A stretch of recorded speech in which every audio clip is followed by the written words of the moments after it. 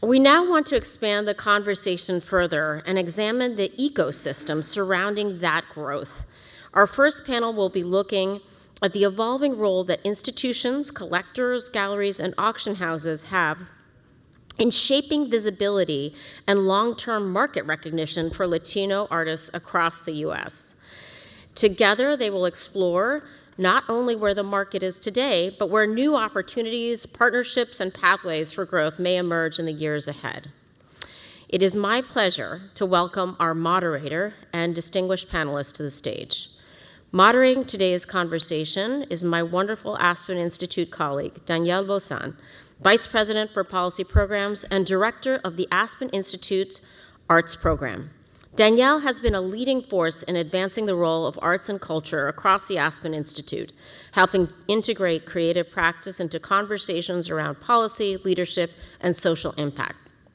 At the Aspen Institute, Danielle oversees the Artist in Residence program, collaborating with leading cultural figures such as Simon Godwin, Teddy Abrams, and Ken Burns. Joining Danielle is Gabriela Palmieri, founder and principal of Palmieri Fine Art.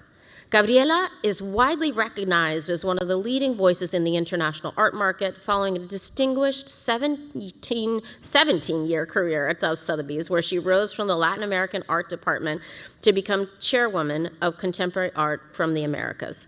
Through her work as an advisor, curator, and cultural leader, including her service as vice chair of El Museo del Barrio's Board of Trustees, she has helped shape how Latin American and Latino art is positioned within major collecting and institutional spaces. We're also pleased to welcome Emilio Perez, a Brooklyn-based artist whose work has earned international recognition for its distinctive visual language, an exploration of imagined terrains shaped by memory, identity, and inheritance. Influenced in part by inherited memories of Cuba his parents left behind, Emilio's work evokes a vision of paradise shaped equally by beauty and accents. His work is held in important collections around the world, including the Perez Art Museum, Miami, Fundación Arco in Madrid, and the Matsuri Collection in Tokyo. And finally, we are pleased to welcome Emily Neese, specialist in Latin American art at Sotheby's New York. Emily has played an important role in shaping the contemporary Latin American art market through both auction and private sales, while helping establish landmark valuations for artists including Frida Kahlo, Leonora Carrington, and Joaquin Torres Garcia. Her work sits at the intersection of market expertise and global collecting trends. Please join me in welcoming our distinguished panelists to the stage.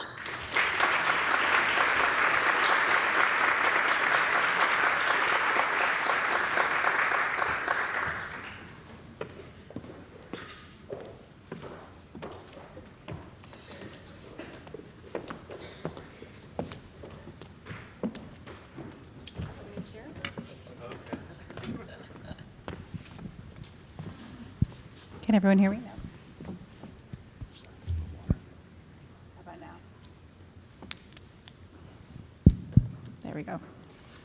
Good afternoon. Thank you for coming in on such a beautiful spring day, right by the park, no less. So I know it's an important conversation if it brings you all here. I just want to thank Pilar and Aspen Conexión for being such wonderful partners to the Institute and for really embodying the values of the Aspen Institute. And not to bore you too much with a history lesson, but we were founded over 75 years ago as the Aspen Center for Humanistic Studies, which is a very fancy way of saying an interdisciplinary approach to making the world a better place. And it's that connection and dialogue and cross-disciplinary approach that Aspen Conexión does so well. And just want to thank you all for being here and thank our wonderful panel. I was going to introduce you, but I cannot top Pilar's introductions. I want to start this conversation by centering it. We're talking about art and economy and commerce and global affairs, but I wanted to focus on the artist a little bit to begin. And Amelia, I just wanted to ask you, without being too reductive, how it felt for you to be considered a Latino artist or to be considered an artist in the Latino art market?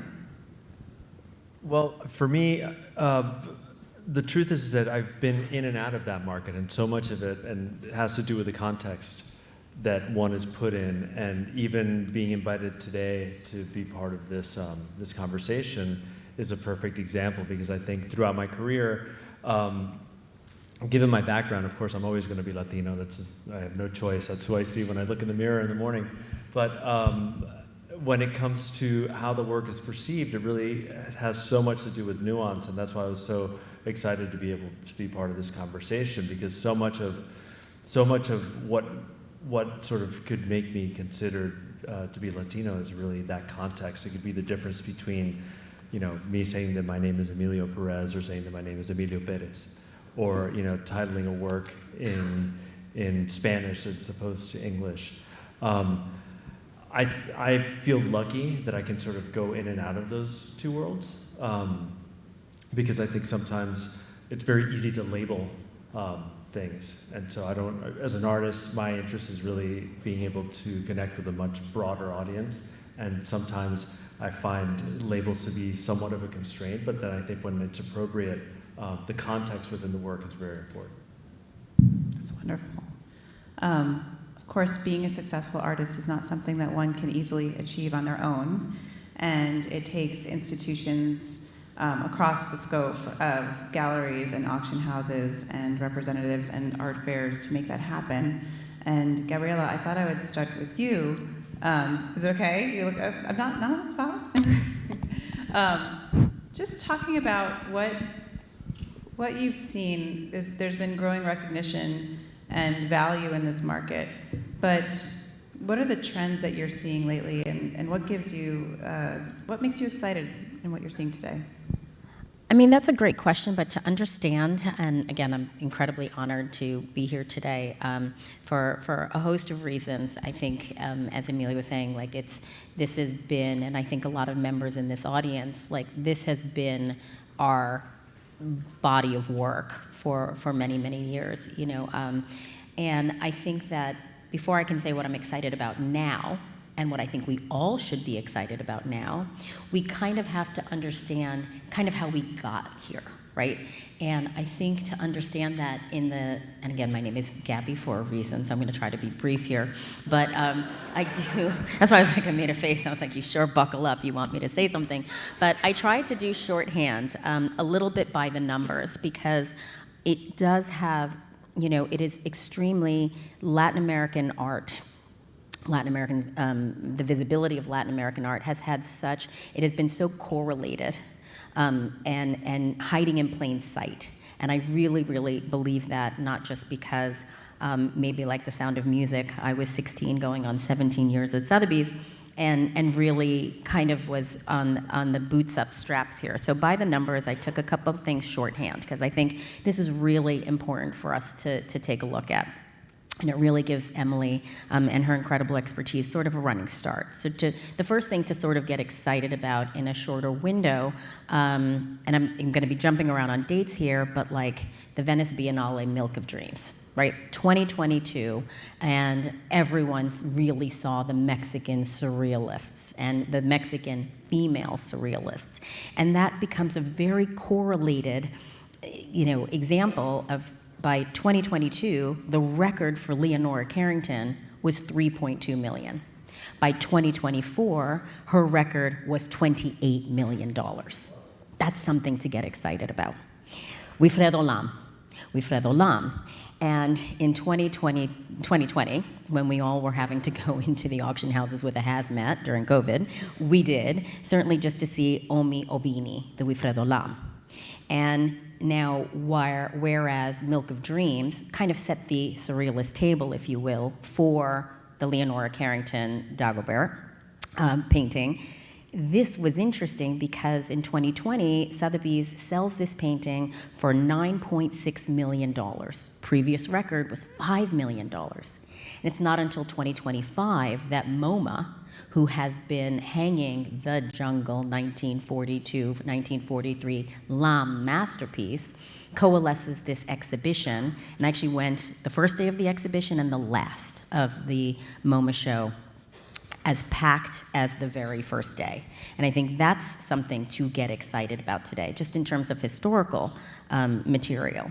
Jumping a bit more forward today, and I'm going to jump around a bit because I also think one thing I got extremely excited about was in 2016 when Phillips Auction House offered an extraordinary Carmen Herrera painting, and offers this painting in 2016, and it was bought by Crystal Bridges, and it makes $960,000. Now that's 2 years after the Whitney does their fabulous survey exhibition. Hate to tell you that the Whitney took 20 years to catch up to what the Barrio did in 1998 when they first showed Carmen Herrera, but you know, we're gonna get excited about it nevertheless. But in 2016, and that painting being bought by Crystal Bridges was kind of like a trumpet playing in a great salsa orchestra, and I can tell you I know them, but it was because it signaled that Crystal Bridges was branching out to the Latin American art field. And now all of a sudden that painting would be in dialogue with their spectacular Judd Stack, that spectacular Ellsworth Kelly, and that was something to get so excited about. To really get excited is in this contemporary space and say, okay, we have the moderns, we have the minimalists, and now today, an artist, the amazing Dominican painter, Firle Baez, painter and sculptor, forgive me, exhibition just opened at Hauser and Wirth, mega gallery. You know, her painting, her market, and again, Firle as well was included in Milk of Dreams in 2022, and her painting at a Christie's evening sale, lot number 1, estimate 150 to 2. I mean, you got your cardio, like your ring was like, I think you might be dying, because it went for $1 million. 45-year young Dominican artist in that space before Basquiat sold. What?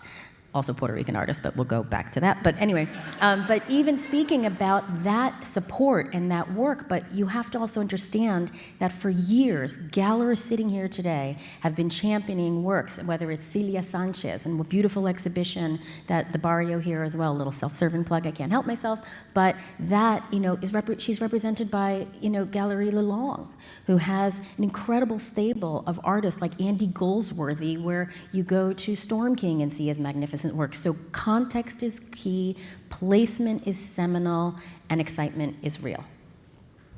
I love that. Thank you.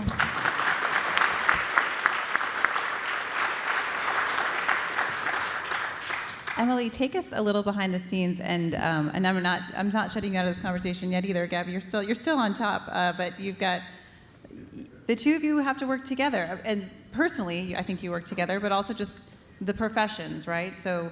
Representing and auctions and galleries, just kind of take us a little bit behind the scenes. How are these relationships changing as a result of the changes that you've outlined just previously? Yeah, absolutely. Can you all hear me? I think in order to take a look at that, we have to take a very quick snapshot at how the Latin American art market was born and grew. In 1977, a specialist named Marianne Martin, a modern painting specialist at Sotheby's, took a trip to Mexico, fell in love with Rufino Tamayo and Diego Rivera and all these artists that we love, and came back to Sotheby's and said, there's a market here. There are collectors here. There's more we can be doing. That grew into sales of 200 lots at multiple auction houses, an incredibly successful category with participation from collectors and dealers and an ecosystem across the region. And by the 2000s, you have these large established auction category, and you have interest starting to trickle in from internationally focused, sort of Western canon-focused collectors and academics. I think people like Gabby have been such champions of these artists. She put a gecko on the cover of her contemporary catalog in the 2000s, and that sowed the seeds for what we were able to do in 2017, when we realized that regional collecting was not really how people were thinking about collecting art anymore. Collectors, institutions, academics were thinking in terms of movements and ideas and commonalities that could be found around the world. I graduated college in 2015, and I'll tell you that my first Latin American art course was not a survey of Latin American art. It was a course about twin histories of art in Mexico and art in the United States, and the commonalities and differences between the development of those regions and how deeply they're intertwined. And so by the 2010s, people are collecting in this way. MoMA presents its rehang of the collection with the incredible Cisneros gift, where you can finally see Alejandro Otero next to Josef Albers. And we'll hear so much more from curators in our next panel. But we made the decision at that time to integrate Latin American art into the global modern and contemporary sales. And it's that transition that enabled these amazing prices that Gabby mentioned, the visibility of these artists on a bigger platform. I think this room is filled with so many pioneers in this field who have helped champion these artists for so many years and in so many ways. I think we all have access and ability to do that. And it's really exciting to see how that's grown and developed to this point where we're setting seven-figure prices for artists who sold in the 1980s for $20,000. It's like we're in New York, so I can say it's like people who grew up here. You'd hear every now and then you'd meet somebody like an old relative, and they'd say, "I could have bought that apartment for $30,000." And you should have. You should have, but you didn't. It was expensive back then too. I'd love to just take like another peek behind the curtain here and just talk about how are artists getting to you? How are the artists being elevated, being signed, how is this ecosystem? Is it fairs like Pinta? Is it things that we're not thinking about? And I'm asking this question because the follow-up question is, how do we broaden this representation? I mean, we're always on the struggle bus because we try to make it linear, right? And the thing is that it really starts with the curatorial lens. It really does. And the curators will see, Emilia's work and just look and say, this is an artist that we want to highlight in that exhibition. And the general trajectory, if we could Mary Poppins it, would have been the curator goes to the artist studio or the school, Yale School of Art, whatever, and then begets biblical style and up the ranks, and then you have a small gallery, and then they have a bigger presentation, and then a pickup of a larger gallery that perhaps has multiple galleries with multiple places around the world. And then I love how we have like this commodification of the art object sandwich around the purist here of the artist itself, but without which we have nothing to talk about. So thank you for your service. But I think that how the trickle up, I think the interesting, and this is a question when we were talking about this that affects artists everywhere, and that's kind of what is leveling the playing field in my point of view, is that it used to be the Latin struggle, but because of Pinta and because of these incredible, even Basel, I moderated a panel with Nora Horowitz and talking about especially Miami Basel, really focusing the lens of what is a diehard, and I think we have an extraordinary curator of the Perez collection here today, looking at, and thank you for your service, really highlighting this as being not us, not really them and the otherness of it, but the usness of it all. That we're making it finally about the art. And and we talk about this in arts in every field, and it's something that we talk about. Diego said, I believe he was saying to us that his father was, a curator and starting in that, and you're born that, literally, I don't mean to Lady Gaga it, but you're born this way. And I think that my growing up was very much in the music space and understanding to say, if you don't include us in the mainstream, then you continue to marginalize our culture and continue to marginalize our art making. And, I love what Pilar said about the Year of the Bunny, TM, because it is something to say that now all of a sudden a Puerto Rican artist in Spanish wins mainstream album of the year, which 50 years ago when the first Latin Grammy, it couldn't even be imagined. Or even saying something like Hauser and Wirth, whose last show was of Philip Guston, one of the great stalwarts of abstract expressionism.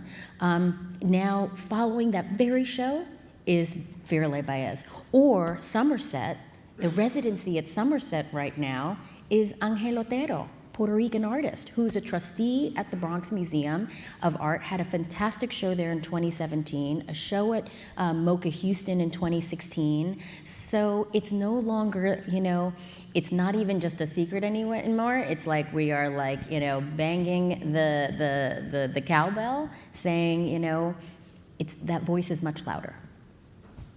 That's great. Emilio, how does it feel to be an artist listening to this? Do you feel like you're in this rising tide? Does it feel? Are you feeling a shift as an individual artist? I feel like I should be taking notes, actually. Listen, I think that.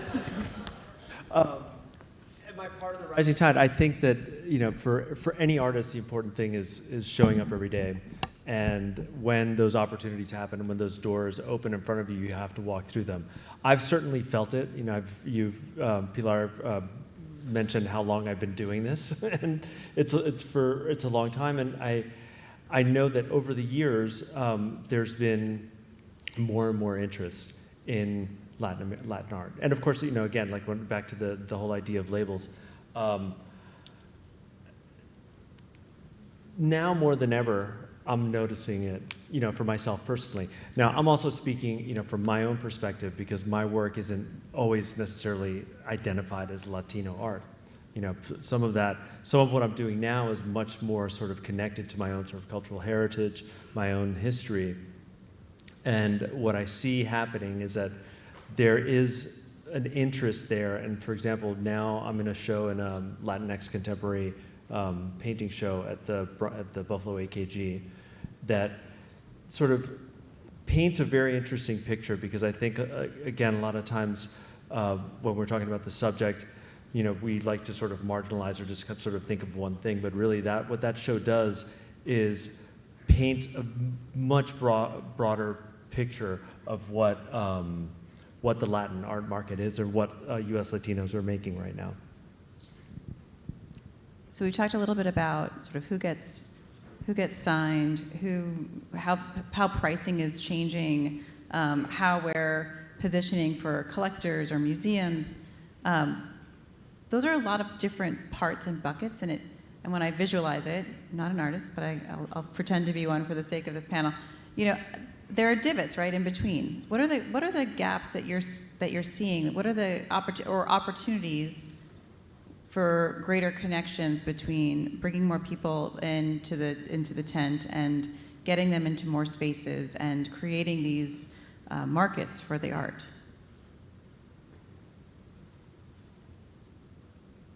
You look very thoughtful, Emily. I would love for you to speak. Oh, was that directed at me? Yes. The whole panel. So I think something that is really interesting, that to piggyback off of what Gabriela and what Emilio just said, is that we're in this moment of lifting and growth. And rather than seeing gaps, I think what's exciting is to celebrate that this has become the water that we all swim in. I was talking to a good friend of mine who's also an artist, who is Colombian American, grew up in Florida, works now in Mexico. And we were thinking about, how do your collectors think about your art? Do they categorize you as Latino, as Latin American, as whatever it is? And she said, no, they think about me as a ceramicist. And I said, okay, point taken. But where I see exciting growth is that we've expanded not beyond the need for these categories, because they help us to open doors, right? They help us to build seats at the table. But we're now able to talk about the object in and of itself. Our stories as American Latinos, you have people with all different backgrounds here on this panel. My Brazilian American upbringing was very different from Gabby's, was very different from Emilio's. And it's exciting to get to explore those nuances, celebrate them, tell so many more stories. So that's what I would say is not a gap, but a growth, a blooming. And I want to say congratulations on your show. It is at the AKG. That is the stalwart of one of the great museums in the United States, and that is amazing to be included in that exhibition. I think right now we have the fairs, and to come back full circle on visibility and access and all of these things. It's that the curiosity of what you're going to see at Frieze, and having gone through so many of these previews, or even TEFAF, or, but just even speaking to the auctions, because we have, it is auction get in weeks. And, if you went to Madison and 75th, or if you went to 49th and Rockefeller Center, you're going to see what the auction houses on such a big platform, because it is a public platform. Prices are published. Journalists write about it. People care about them. They make the headlines. And it'll be, as you walk through and see paintings by these artists hanging side by side, it is framing the mind of the collector of saying, that I'm not feeling like I'm in a that I'm not looking at it as any different, and I'm sort of taking the Latino question off the table, and rather than saying I'm looking at this spectacular Magritte in the same sight line, and I can only say of Christie's, I'm so sorry, but at Christie's there's a beautiful hang of this extraordinary Magritte drawing. Of the bowler hats, and it's the variant of the painting is very publicly in the books in Jasper Johns' collection, and it's hanging right next to a beautiful Remedios Varo. And that moment, and the same kind of conversations certainly at Sotheby's, who has been really doing God's work, as far as I can see, of just really integrating the modern and having Latin American art in their modern sales much more front and center and contemporary. And I just think, go to the auctions and see for yourselves. Okay, sounds great. That's actually that's a wonderful segue into another question I had, which is for everyone here, but about the differences, if any, between the U.S. market and the global market for Latino art. If you could talk to us a little bit about, we talked a lot about U.S. sales, and I'm just wondering, what are are there global trends that we should also be considering as part of this discussion? I would counterpoint and say that at least what I've been speaking about, and I think what we've all been speaking about, are global trends. New York, for Latin American art, has always been the global hub. It's where people come from Buenos Aires, from Sao Paulo, from London, from Paris, to see the best of Latin American art in a given season, across the auction houses, across the galleries and the museums. You have a flourishing of galleries from Latin America beginning to open up here in New York. Curimansuto just opened in Chelsea a few years ago. And so I think it's a bit of a false dichotomy and an exciting time to get to experience this kind of mixture. That's a great point, because you have Curi, you have Mendes Wood, you have these galleries in this space. But I think, although we would love for Emily to tell us where all her buyers come from, I would be particularly interested in that. But just I do, the buying demographic was always interesting, because I remember, certainly I was an auctioneer of the Latin American evening auctions, which was such an incredible privilege. And I remember, as the auctioneer, looking at that bid book and seeing the telephone lines, and the telephone lines were exceedingly global. And it was really, really interesting, and particularly, I feel like an auctioneer, like, call to your attention, lot number, whatever, and we can start the bidding here. And it was this beautiful Camargo painting. And it was a Camargo painting that, is Carmen Melian here? Okay, good. She is. She is? Carmen Melian. There she is, the incredible Carmen Melian. And Carmen will remember this fondly, because Carmen was on vacation. And while Carmen was away, I made a horrible, horrible, horrible thing happen, which was I promised a cover without her consent. And the fact that I still live and breathe and walk this earth is, like, as we say in our country, un milagro, because Lucy had some explaining to Ricky to do when she came back, but it wasn't until Carmen came back and saw this Camargo and said, you know what, this was in the Venice Biennale in 1964 and hung alongside Fontana and hung alongside Rauschenberg, who becomes then the first American artist to win the Golden Lion since Whistler. So seismically important painting, and it has an estimate, and the reason I promised it was because I recognized how important this Camargo was, and they were going to put it in a London October in a London October contemporary sale. And I said, we have to spotlight this because we don't get these works quite often. It comes up, and it was at the bottom of the market. It was November 2009. And I used to use this expression, the low's the new high, the reserve's the new buy. And the painting comes up, and I think, Carmen, correct me, I think it had 17 telephones. I mean, it was extraordinary. And the record for Camargo at the time was something like, maybe $400,000, so it was already a full estimate, 300 to 500, and it makes almost 2 million. And Carmen is the buyer on the phone, of course, buys it for her collector, and it was within minutes, the Brazilian press couldn't believe that this number was achieved at such a bottom part of the market, and yet the 17 telephones didn't just represent Brazil, and we had bidders from Italy, we had bidders from Germany, we had bidders from many bidders in the United States, and it was just that kind of moment of just saying, like, a star was born in the lowest part of the market. I thought that was really, I think, a learning exercise from an auction house of if it is that great enough, if you build it, they will come. I feel like I'm trying to get you to find divisions where I'm not seeking them. But I do have a question about. So we've talked a little bit about sort of the rising tide. Is it affecting everyone? It is, which is fantastic. We talked about the U.S. and the global market, and they kind of act as one, which is also wonderful. So is there a similar story about the secondary art market? You've mentioned sales of living artists, of artists who have passed, of art that has gone through multiple hands. Is there a trend that you're seeing in any of those different areas, or is it all going pretty well right now? It's not to paint this really rosy picture, because if anyone, and like I defer to the art journalists here, and I'm really hoping I don't get quoted anywhere, but it's like, I think the market has been a bit dazed and confused. I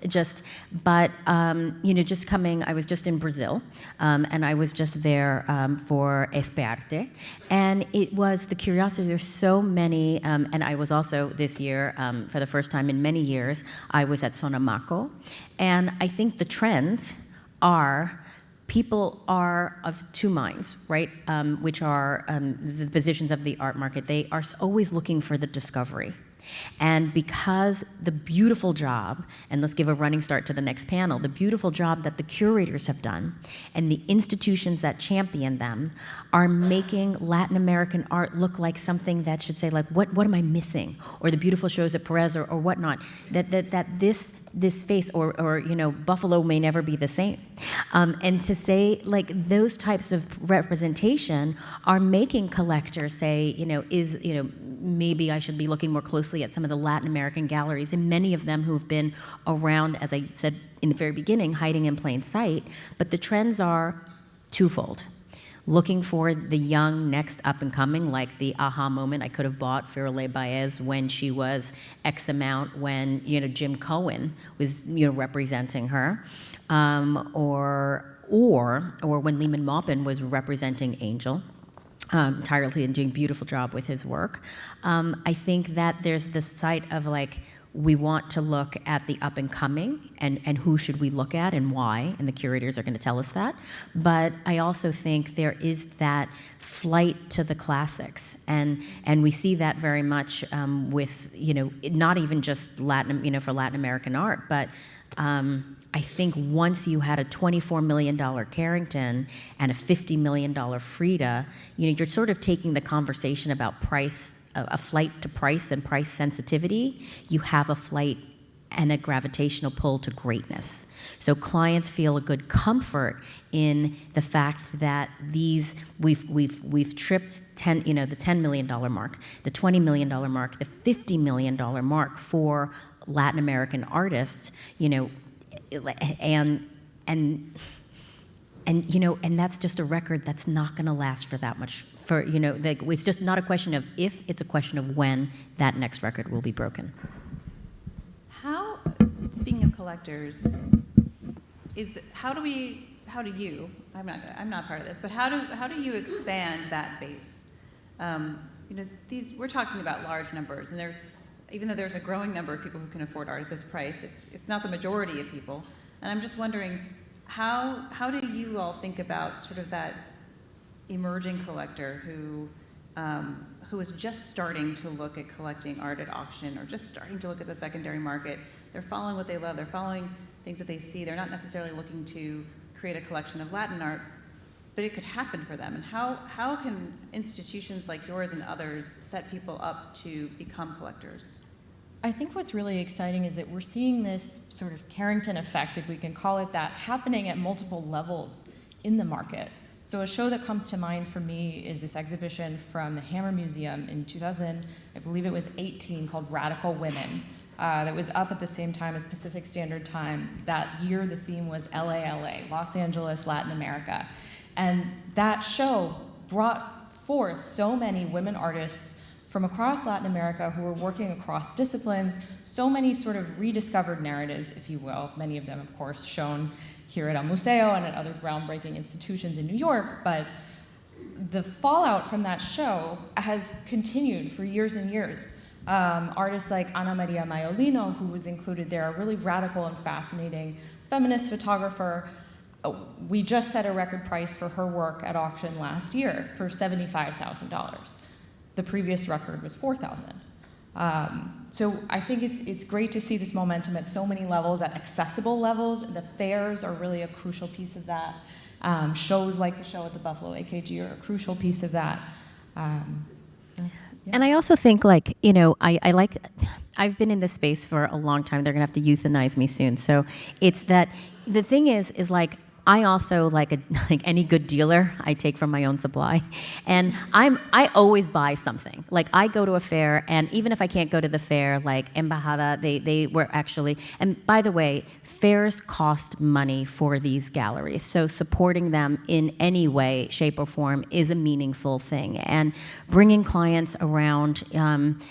And, there was a work that that I got in an email, and they were going to be showing at Art Expo Chicago, and I said I will commit to that, and it was like a $6,000, which is a lot of, it's money, and it's like, it's $6,000, and they were like, oh my God, and then of course they were like, can we say to certain people that, like, you bought something, and I was like, oh my God, mira que fancy. I was like, sure. I was like, people might just like, say like no good, but and then funnily enough, one of a big collector who actually was a lender to the Candida Alvarez, who bought it from Richard Gray Gallery, he was like, we were going to buy that one, and it was sold, and I was just like, now I felt like I was just like, I'm like, I beat you to it. But I mean, I think, like, the thing is like, Theaster Gates once said this, and he said this to me, and it resonated, and I think I've shared this with other artists, and he said, how can you support artists? And how can you support gallerists? And how could that ecosystem to be healthy? It's not just the auction hacks like, myself, like Emily, she's too young. She still has her collagen, so she's not a hack yet. But I think, like, to say, like, Theaster's quote was like, you want to help us out?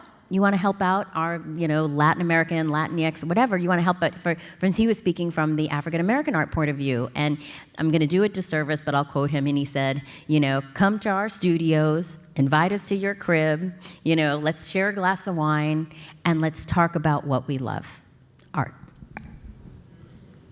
That's beautiful.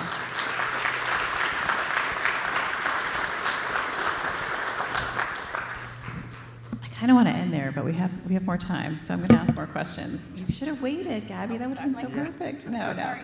It's beautiful. Come up with another one in 8 minutes. Emilio, how does that resonate for you as an artist? Well, I mean, I really couldn't agree more. I mean, so much of Mike, sorry. Turn off. Hello. There we go.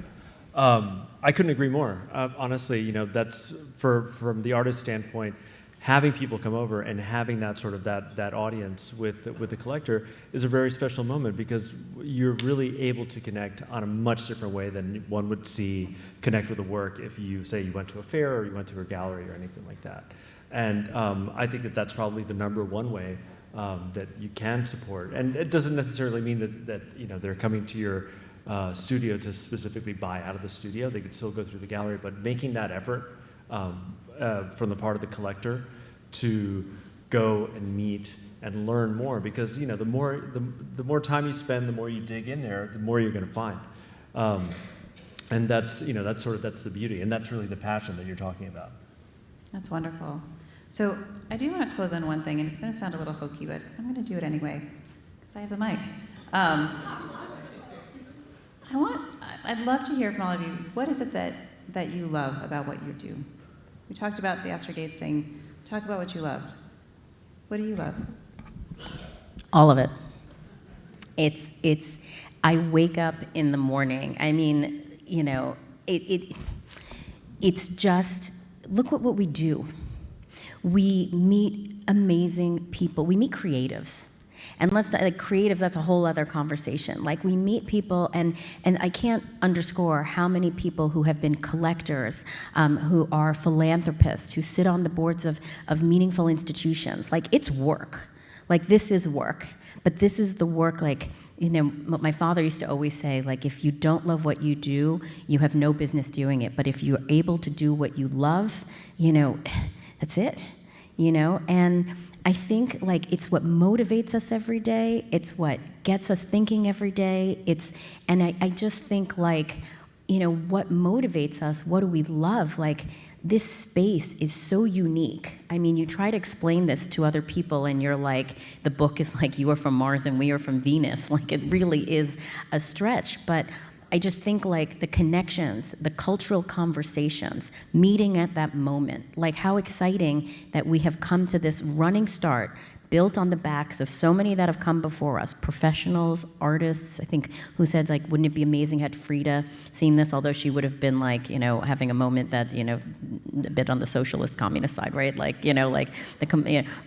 maybe not the price achieved. But I think to say, what motivates us, I think what motivates me is I'm going to get to tell someone, I sat next to an artist today who has showing work at the Buffalo, at the museum. This is amazing. So I think that as long as we hold, for me, if I can just every day say, maybe not every day, a third of the day, I want to be ciao, sayonara, bye-bye, another, but what we do is meaningful. I mean, I would certainly echo that as well. For me, from the point of view of an artist, my art career has been sort of a passport to the world, really. I've met people from every walk of life, every corner of the earth, just because I'm really following my own passion of making my work. And this is something that, for me, started as my own personal escape, and to think that became my job. Of course, like you said, there's a lot of work involved in that, and it's about showing up every day and spending a lot of time alone, especially in the studio. So when you get an audience, you're sort of like a long haul trucker. It's if you get that audience, and you can speak to them for the longest time, and really that's part of the beauty of this thing, and really and ultimately at the very end, of course, is being able to share what it is that you are very passionate about. And that's an honor to be able to do that and say that you do it for a living. Thank you. Yeah, I would echo the sentiments of my two fellow panelists. I think we might think on the surface that we do what we do because we love the art, we love the object, but really what it comes down to, I think, for all of us is the people and the stories. When it's 8 o'clock in the morning and I'm on the phone with the conservator and he's trying to figure out if the hairs embedded in the surface of the painting are brush hairs or cat hairs, I'm not thinking about, I have to take a step back and pinch myself that this is my life. We are also fortunate to have the connection that we have to these incredible objects, to the stories about human creativity that they tell. We're all just very lucky to be here. Thank you. Well, I love having engaging conversations, so thank you for being part of this one. And we'll move to our next panel. Thank you, everyone.